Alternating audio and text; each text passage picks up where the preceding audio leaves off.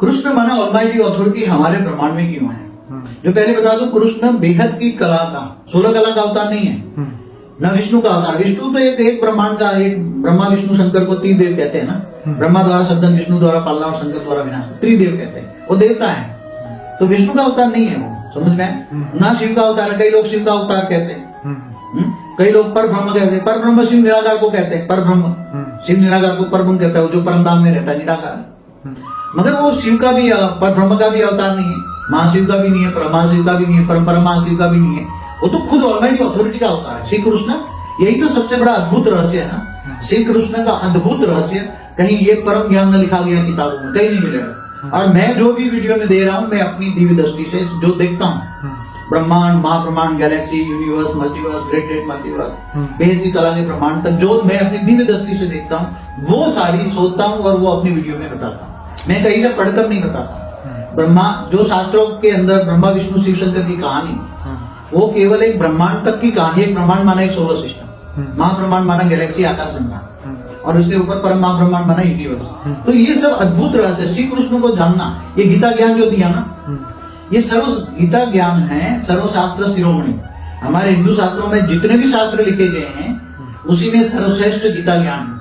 गीता ज्ञान में अर्जुन को जो ज्ञान दिया, मगर इसमें बेहद का शब्द निकल गया क्योंकि वो नहीं समझ पाए, इसलिए बेहद लिखने वाले जो गीता ज्ञान लिखने वाले जो कौन थे ऋषि, जो विष्णु का अवतार थे, वेद व्यास मुनि जो थे, वो भी विष्णु के अवतार थे। तो उन्होंने लिखने की कोशिश की। उन्होंने पहले अपनी दिव्य दृष्टि में जब गीता ज्ञान दिया तो रिकॉर्ड किया, फिर रिकॉर्ड करके लिखने बैठे तो काफी समझ नहीं पाया। फिर उन्होंने गणेश के द्वारा लिखवाया, श्री गणेश ने भी बोला, जो समझ में आया इतना लिखा। फिर जो पढ़ते गए, तो बेहद की विश्व का रचना जो है हमारे शास्त्रों में, तो वेदों में फिर भी अनंत कोटि ब्रह्मांडों का शब्द था।